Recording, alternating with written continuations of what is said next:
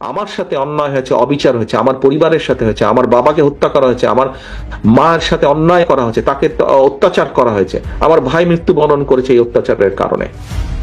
আজকে এর জবাব যদি আমাদেরকে দিতে হয়, এই অন্যায় অত্যাচারের, আপনাদের সাথে যে অন্যায় হয়েছে, আমাদের বহু নেতাকর্মী, বাবা মারা গিয়েছে, মা মারা গিয়েছে, স্বজন মারা গিয়েছে, হাত করা অবস্থায় তাকে জানাজা পড়তে বাধ্য করেছে, আমাদের বহু সহকর্মী মারা গেছে জেলখানার ভিতরে হাত করা পড়া অবস্থায়।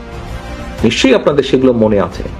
এখন আমরা যদি এই সকল অন্যায়ের, অবিচার, অত্যাচারের জবাব দিতে চাই, যদি জবাব দিতে হয়, তাহলে তারা যা করেছে সেভাবে করলে জবাব দেওয়া হবে না, তাহলে তাদের আর আমাদের মধ্যে কোনো পার্থক্য থাকলো না।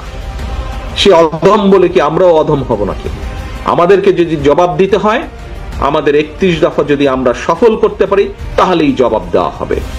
দেশি এবং বিদেশি ষড়যন্ত্রকারী যারা দেশি এবং বিদেশি ষড়যন্ত্রকারী, যারা চায় না এদেশে গণতন্ত্র প্রতিষ্ঠিত হোক, যারা চায় না এই দেশের মানুষ রাজনৈতিকভাবে এবং অর্থনৈতিকভাবে সফল হোক, স্বাবলম্বী হোক, যারা এটা চায় না, আমরা যদি 31 দফা সফল করতে পারি, তাহলে মানুষের ভোটের অধিকারকে প্রতিষ্ঠিত করতে পারি, তাহলেই তাদেরকে আমাদের জবাব দেওয়া হবে।